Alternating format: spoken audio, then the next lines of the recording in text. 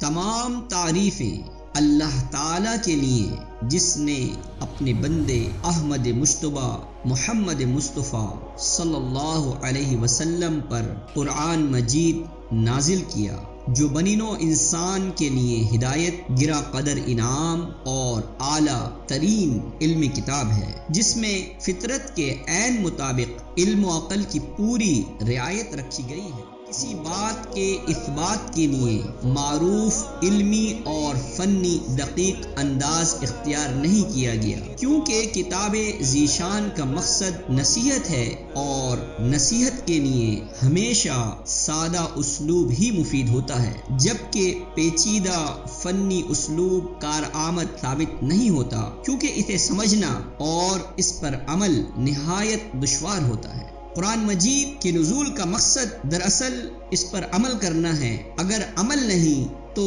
علم و فنون عبث اور فقہی مشگافیاں لا حاصل ہیں۔ ہمارے معاشرے کی بظاہر اساس لا الہ الا اللہ ہے، تاہم یہ ایک ناقابل تردید حقیقت ہے کہ بالعموم کلمہ گو افراد میں اللہ تعالیٰ کی خشیت اور خوف نہیں پایا جاتا۔ تقوی نہ ہونے کے باعث اخلاقی انحطاط ہر گزرتے دن کے ساتھ بڑھتا جا رہا ہے، نتیجتاً لوگوں کی زندگی بے سکون اور معاملات عدم توازن کا شکار ہیں، جبکہ معاشرے سے جان، مال، عزت و آبرو کا تحفظ ناپید ہو چکا ہے۔ ذاتی، خاندانی، سماجی تعلقات کمزور ہوتے چلے جا رہے ہیں اور ہر گروہ جو کچھ اس کے پاس ہے اس میں جہالت، تعصب اور ہٹ دھرمی کے باعث مگن ہے۔ الغرض ہمیں اشد ضرورت ہے کہ قرآن مجید کو سیکھیں اور اس کی تشریح منزل من اللہ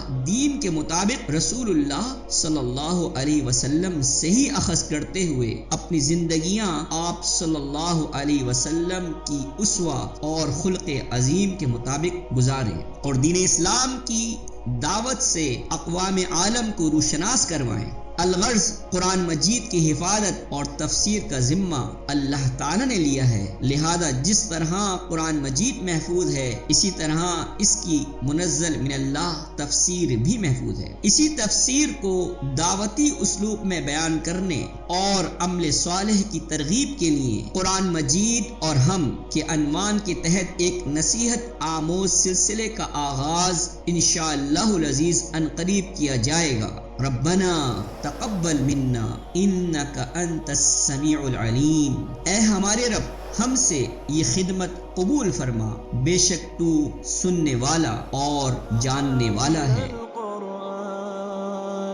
قد خصك الرحمن